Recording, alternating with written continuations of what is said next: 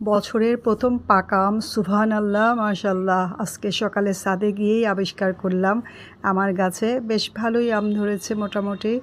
তার মধ্যে সবচেয়ে ছোট একটা আম এই যে উপরে ধরে আছে, সেই আমটা পেকে গেছে। মাশাআল্লাহ মাশাআল্লাহ, কি সুন্দর দেখা যাচ্ছে, ছোট্ট একদম হলুদ হয়ে আছে।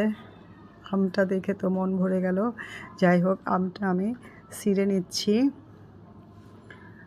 খুবই সুন্দর নরম, ওটা হয়তো পড়ে যেত, ভাগ্যিস দেখেছিলাম।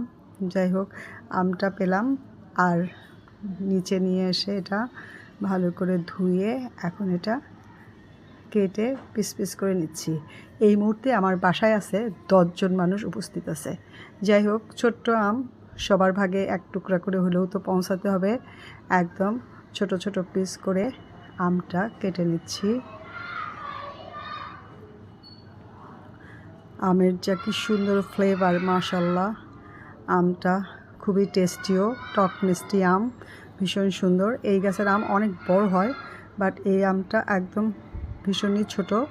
আরও কিছু বড় আমও আছে, আর আমের সবুজ অংশই শেষ হয়নি, তাই আমার গাছের আম পেকে গেছে। সুবহানাল্লাহ, আমের খুব সুন্দর ফ্লেভার বের হয়েছে, ঘ্রাণটা এত সুন্দর, আমটা খেতেও খুব টেস্টি। যাই হোক, 10 পিস 12 পিস আম আমি বের করেছি।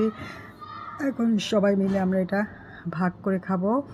তারপরে আমি সকালবেলা ছাদ থেকে এসে এক পাতিল খিচুড়ি রান্না করলাম, সবাই মিলে খাবো। সেজন্য এই যে গরুর গোস্ত রান্না করা ছিল, গরুর গোস্ত দিয়ে খিচুড়ি, সাথে ডিম পোস, আচার। পোস্তর সাথে 3 রকমের ডাল দিয়েছিলাম, বুটের ডাল, মুসুরির ডাল আর মুগের ডাল। তো এই যে লেবু, পেঁয়াজ, মরিচ, ডিম পোস্ট আর আচার দিয়ে সবাই মিলে খেলাম। সবাই ভালো থাকবে।